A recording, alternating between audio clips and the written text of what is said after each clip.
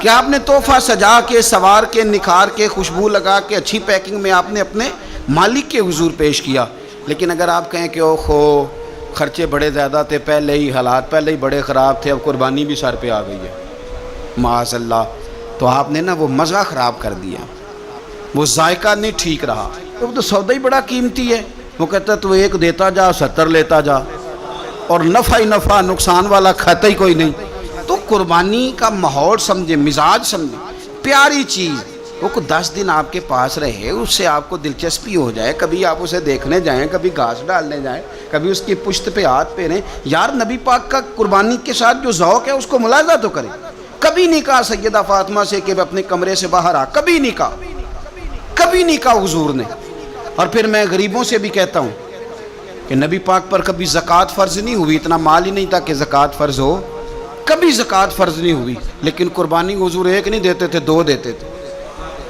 اور ایک اونٹ میں 7 حصے ہوتے ہیں، 7. لیکن جب حضور حج کرنے گئے تھے تو میرے نبی پاک نے 63 اونٹ ذبح فرمائے. ذرا 7 سے ضرب دیکھے تو دیکھو کتنے بنتے ہیں. ہم سارا سال امیر ہوتے ہیں، عین قربانی کے دنوں میں غریب ہو جاتے ہیں. موٹر سائیکل چھوٹی عید کے بعد لی تھی، اس کے لیے پیسے تھے، لیکن قربانی کی جانور کی باری آئی تو ہاتھ تنگ ہو گیا. پتہ نہیں وہ کیسے تنگ ہو گیا، اللہ ہی بہتر جانتا ہے. اپنے ماحول کے اندر وہ خاص ایک خوشبو پیدا کریں جو رضا الہی کا.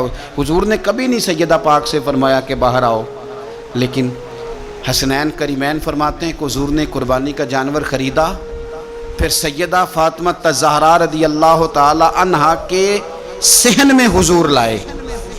صحن میں نبی پاک سے زیادہ نازک مزاج بندہ کوئی نہیں کائنات میں آئے گا. حضور کے وجود اطہر پر مکھی نہیں بیٹھتی تھی، پسینہ آتا تھا تو خوشبو آتی تھی، لیکن حضور قربانی کا جانور دست مبارک سے ذبح فرماتے. اور کہا فاطمہ ادھر آ بیٹے. سیدہ کمرے سے باہر آئیں تو فرمایا یہاں کھڑی ہو، میں تیرے سامنے تیری قربانی کا جانور ذبح کرنے لگا. آپ ذرا اس بات کو دیکھ کر مسند امام احمد بن حنبل میں حضور نے فرمایا جانور سونا بھی ہونا چاہیے اور اس کی قیمت بھی زیادہ ہونی چاہیے، با اعتبار قیمت بھی زیادہ ہو، مہنگا خرید کے لائے ہوں آپ. کیوں؟ اس لیے کہ دینا اس رب کی بارگاہ میں ہے جو بڑی شانوں والا ہے. تو ہم نا آہستہ آہستہ ان چیزوں سے پیچھے ہٹتے جا رہے ہیں جو چیزیں ہمیں اللہ کے قریب کرتی ہیں. ہو جاتا ہے کچھ چیزوں سے پیار ہونا چاہیے، لیکن جب اس چیز سے بڑھ کر رب سے پیار ہو، اس کے محبوب سے پیار ہو، تو پھر وہ چیزیں کوئی اہمیت نہیں رکھتی. حضرت حارثہ بن نعمان رضی اللہ تعالیٰ عنہ کہتے ہیں میں نے چھوٹی سی ایک گھوڑی لے کے پالی، پیار بھی بڑا ہو گیا، وہ بڑی بھی ہو گئی، خوبصورت بھی بڑی تھی، اور کبھی کبھی میرے بچے مذاق بھی کرتے، کہتے ابا سچ بتا ہم سے زیادہ پیار ہے کہ اس گھوڑی سے زیادہ پیار ہے؟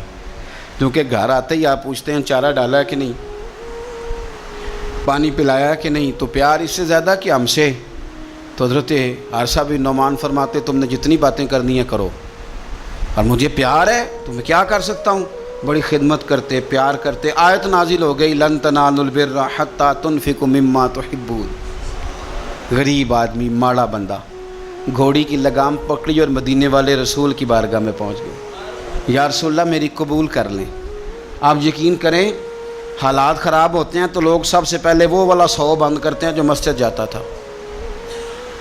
سب سے پہلے لوگوں نے وہ رستے کاٹے، وہ کنیکشن کاٹے جو اللہ کے رستے میں جاتے تھے. کیا کرتے ہو صاحب، یہ تو اصل ہے، باقی تو ساری فروعات ہیں، باقی تو ساری شاخیں ہیں. تو آپ نے جاڑی کاٹ دی جہاں سے آ رہا تھا. اپنی ساری ضروریات لوگ پوری کریں گے اور 1.5 لاکھ تنخواہ میں سے پورا 2000 مسجد دے کے کہیں گے دیا تو ہے 2000. لیتے وقت کبھی نہیں حساب کریں گے کہ اللہ سے لیا کتنا ہے، دیتے وقت گنیں گے، شمار کریں گے. تو بھائی حضرت سیدہ اسماء بنت ابی بکر صدیق کہتی ہے میں ایک دن گن کے نا حضور کی بارگاہ میں کچھ پیسے، تو عورتوں کی طبیعت ہوتی ہے وہ گنتی بھول بھی جاتی ہیں اور کئی دفعہ احتیاطاً بھی 3-4 دفعہ گن لیتی ہیں. کہتی میں نے 2-3 دفعہ پیسے گن کے حضور کو دیے تو سرکار مسکرائے، فرمانے لگے اسماء رب کے رستے میں گن گن کے نہ دیا کر. یہ بخاری ہے، گن گن کے نہ دے. یا رسول اللہ کیا کروں؟ فرمایا تو اس کے رستے میں بے حساب دے، وہ بھی تجھے بے حساب ہی عطا فرمائے. زاہدوں نے یہ عجب کام کیا، عجب ہے کہ تسبیح کے دانوں سے جو کام لیا چاہیے تھا کہ بے شمار پکارتے تجھ کو، یہ بھی کوئی بات ہے کہ گن گن کے تیرا نام لیا، یہ بھی کوئی بات ہے گن گن کے تیرا نام لیا۔ میرے عزیز سمجھ لیں اچھے طریقے سے، حضرت عارصہ بن نعمان گھوڑی لے کے آ گئے، یا رسول اللہ قبول کر لیں، تو حضور نے فرمایا تیری قبول ہو گئی۔ اس بات کو ذرا پھر ایک دفعہ سمجھ لیں، تیری قبول، حضور کو پتہ ہے نا اس کا پیار بڑا ہے، حضور کو پتہ ہے اس نے پالی ہے، پر لے آئے تو فرمایا تیری قبول رکھ لی، چونکہ آپ کی جو روحانی ترقی ہے وہ بغیر اس کے ممکن نہیں۔ حضور نے وہ رکھ لی گھوڑی، جناب عارصہ بن نعمان خوشی خوشی گھر چلے گئے، ان کے بیٹے زید بن حارثہ آئے تو نبی پاک نے فرمایا یہ بھی اللہ کے راستے میں مجھے تحفہ ملا ہے، اب میں تجھے تحفہ دے رہا ہوں۔ حضرت زید بن حارثہ نے گھوڑی لی، دوبارہ گھر گئے تو والد کہنے لگے یہ کیوں لے آئے ہو، یہ تو میں دے آیا تھا، تو وہ بھی صحابی تھے نا، کہنے لگے آپ نے مصطفیٰ کو تحفہ دیا تھا، مصطفیٰ کریم نے مجھے دے دیا ہے۔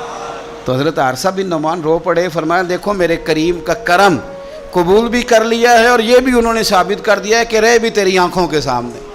تو اپنا وہ جو خاص ذوق ہے اللہ کی راہ میں کچھ دینے کا، جانور کو قربان کرنے کا، احسار کرنے کا، قربانی دینے، اس ذوق کو کبھی بجھنے نہ دیں۔ دیکھیں نا نبی پاک صلی اللہ علیہ وسلم نے نا حد بیان کر دی، اور میرا خیال ہے یہ حدیث سمجھنے کے بعد بھی اگر سخاوت کا ذوق پیدا نہ ہو تو پھر بندے کو نا سرجری کرانی چاہیے دل کی، پھر اس کو سرجری کی ضرورت ہے۔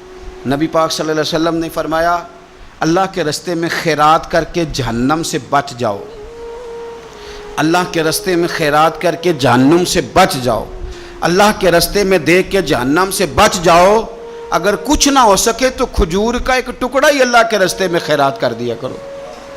اگر یہاں بھی ذوق، یعنی کھجور بھی پوری نہیں، کھجور کا ایک ٹکڑا، ساری زندگی یہی رونا رونا ہے ہم نے کہ غریب بڑے ہیں، بڑے حالات خراب ہے، ماڑے بڑے ہیں، پوری نہیں پڑتی، اس سے آگے بھی جانا ہے کہ ادھر ہی رہنا ہے؟ دیکھو یاد رکھو، اچھے طریقے سے سمجھ لو کہ فرمایا صدقہ دے، چاہے کھجور کا ایک ٹکڑا ہی دے، ایک ٹکڑا کھجور کا۔ اب سمجھ لیں بات کو، ہمارا جو معیار اب خرچ کرنے کا ہے نا، وہ تو ہم نے امیر لوگوں کے ذمہ لگا دیا ہے، اور امیر بیچارہ بھی وہ کئی دفعہ الجھ جاتا ہے، وہ کہتا ہے جناب کس کس کو دیں، مسجد کو، مدرسے کو، گلی بنانے والوں کو، قبرستان بنانے والوں کو، غریبوں کو، بیواؤں کو، سب کو پتہ چل گیا محلے میں فلانا بندہ امیر ہے، تو ہر ایک کی توجہ اسی کی جانب ہے۔ اور میں نے تو اپنی زندگی میں یہ بھی دیکھا ہے کہ امیر کے پاس پیسے آ جائیں تو لوگ اس طرح شکوہ کرتے ہیں کہ دیتا نہیں، جیسے اس کے نہیں اس بیچارے کے پیسے ہیں۔ اس کے بہن بھائی کہہ رہے ہوتے ہیں دیکھو جی خود کروڑوں کی جائیداد خرید لی، ہمیں 5,000 نہیں دیا۔ بھئی خدا کے بندے پیسے اس کے دے چاہے نہ دے۔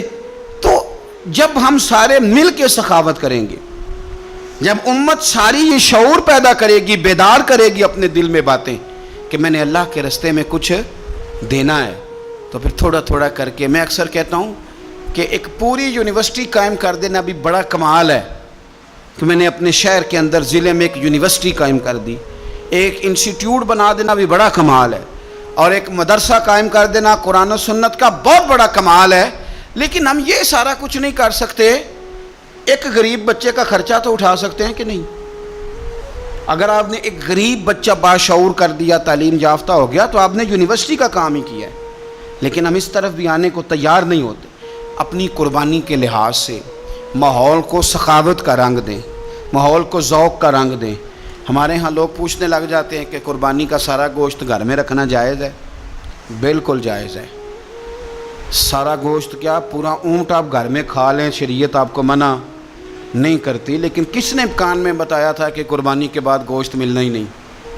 آپ یقین کریں، پوچھیں الیکٹریشین لوگ جو یہ کام کرتے ہیں، مکینک لوگ، ان سے پوچھیں، وہ کہتے ہیں سب سے زیادہ فریزر کا کام آنے لگ گیا، لوگ فریجیں ٹھیک کرا رہے ہیں اس لیے کہ گوشت سٹاک کرنا ہے، پتہ نہیں اس کے بعد کوئی بکرا ہاتھ آئے کہ نہ آئے، آخری سمجھ کے کھانا ہے۔ ایسا نہ کرو۔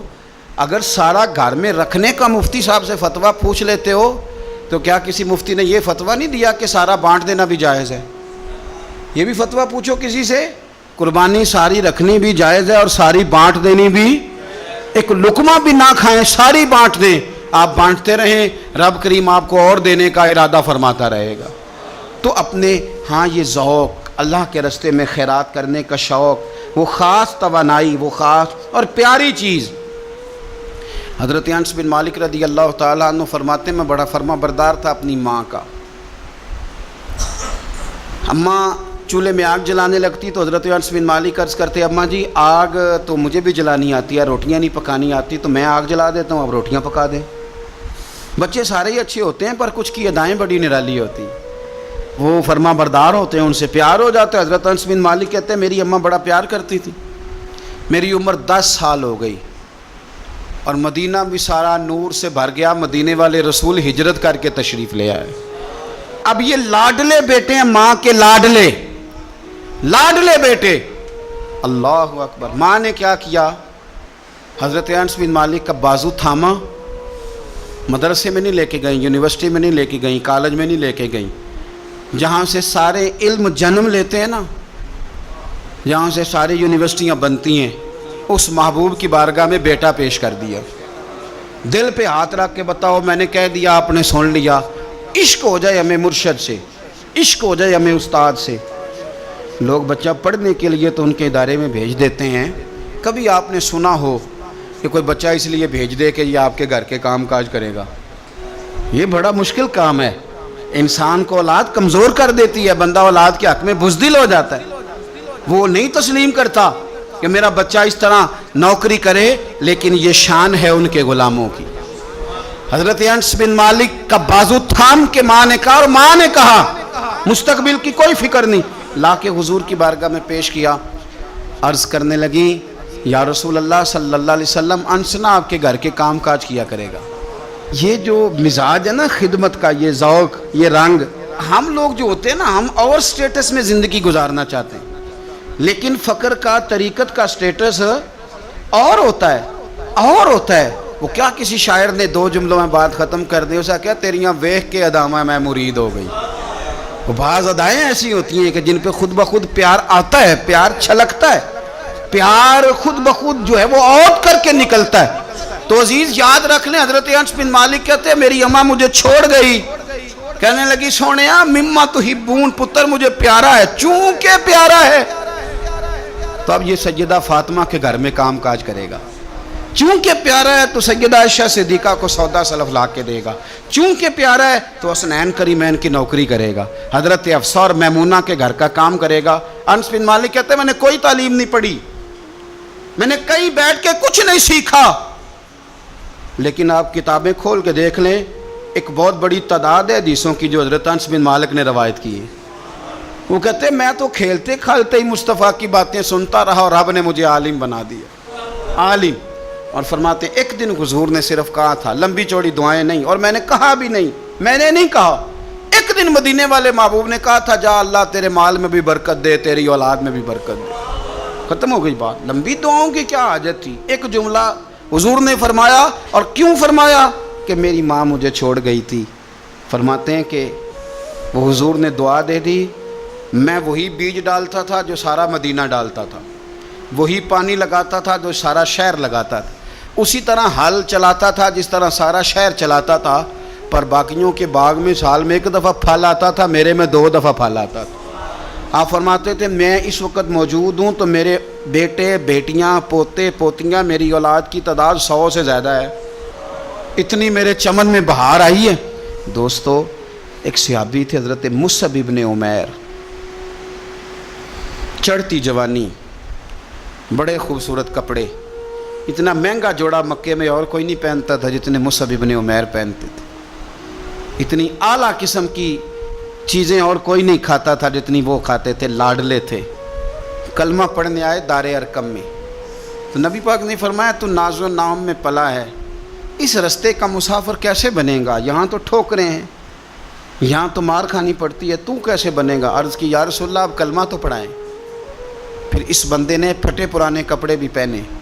پھر مولا علی شیر خدا کہتے ہیں میں نے اس نوجوان کو دیکھا کہ ایک پیر میں جوتا ہوتا تھا دوسرے میں نہیں ہوتا. او جین جان دا کچھ وسا نہیں ہو، اے جان یار نو دے تے شاد ہو جا، اس سے دل دے ہیں فساد سارے، دل دلبر نو دے تے آزاد ہو جا، جو رکھے آباد تے رو وس دا، تے جدوں کرے برباد برباد ہو جا. آپ فرماتے ہیں پھر وہ دن رات کوئی فرق نہیں، غلامی کی، ماں نے قید کر دیا، باپ نے قید کیا، مار کھائی، پہلے حبشہ گئے ہجرت کر کے۔ وہ بچہ جو کسی کو خاطر میں نہیں لاتا تھا، یہ وہ مصعب ابن عمیر ہیں، اپنی جان پسند تھی تو حضور کے حوالے کر دی۔ مدینے میں نبی پاک نے انہیں اپنے سے پہلے مبلغ بنا کے بھیجا، ہر سردار کی منتیں کی، ہر سردار کی منتیں کی، کلمہ پڑھ لو۔ وہ چڑھتی جوانی، بڑا بادشاہ آدمی، لوگ اپنا رویہ توڑنا نہیں چاہتے۔ جو بندہ زندہ ہوتا ہے اس میں لچک ہوتی ہے، جو پورا اکڑ جائے سمجھو مردہ ہے، اور جو آدمی لچک والا ہو وہ تو بڑے کام کر لیتا ہے، اور اگر اکڑ جائے تو پیروں میں بھی شے آ جائے تو پکڑ سکتا۔ یہ سمجھ لینا، بہت سارے لوگوں کو زندگی میں کچھ نہیں ملا، اس لیے کہ وہ اندر لچک ہی کوئی نہیں تھی، تکبر کے بت بنا کے پوجتے رہے ساری زندگی، تو ملے گا کیا؟ مصعب ابن عمیر کہتے ہیں ہر چیز قربان کر دی حضور کے نام پہ، احد کے میدان میں شہید ہوئے۔ اس نے ہر مہینے نیا جوڑا پہنا، اعلیٰ کھانے کھائے۔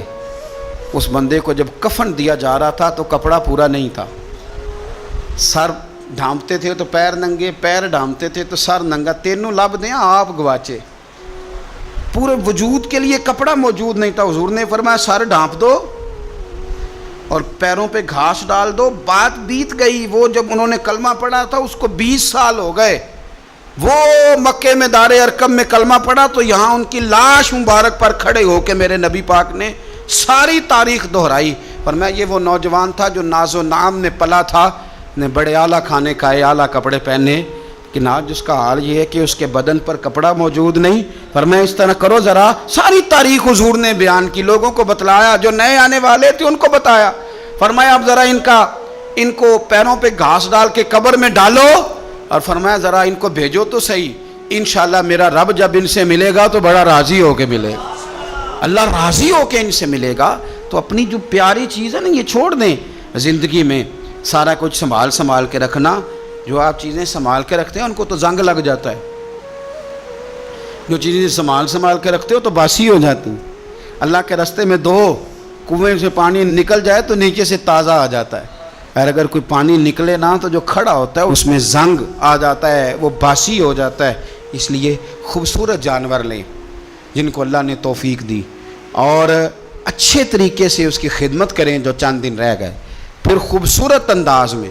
ہمارے کسانیوں کو بڑی جلدی ہوتی ہے، جانور میں ابھی جان موجود ہوتی ہے تو وہ کھلڑی اتارنے بھی شروع کر دیتے ہیں، اس کو سلیقے سے ذبح کریں۔ اور یہ ختم والی چیز بڑی برکت والی ہوتی ہے تو یہ تو اللہ کے نام پہ ہے، تو اس کی ایک ایک بوٹی کی حفاظت کریں اور اچھے طریقے سے اس کو پہنچائیں۔ کوئی بے قدری کا مظاہرہ، کچھ مالدار جو بڑی قربانیاں دیتے ہیں وہ قدر نہیں کرتے، ایک ایک کاش کی ایک ایک ٹکڑے کی قدر کریں، اس لیے کہ یہ رب کے نام کا جانور ہے، اور کوشش کریں۔ اصل میں نا امیروں کے یار بھی امیر ہوتے ہیں، صحیح کہہ رہا ہوں، تو پوچھتے ہیں تو نے قربانی کیا جی، تو نے کیا تو کہتے ہیں جی اس دفعہ سب نے کی ہے۔ تو تھوڑا سا نا اپنے یاروں سے نکل کے، اپنے قریبیوں سے نکل کے دیکھیں، بہت سارے ہیں جنہوں نے نہیں کی۔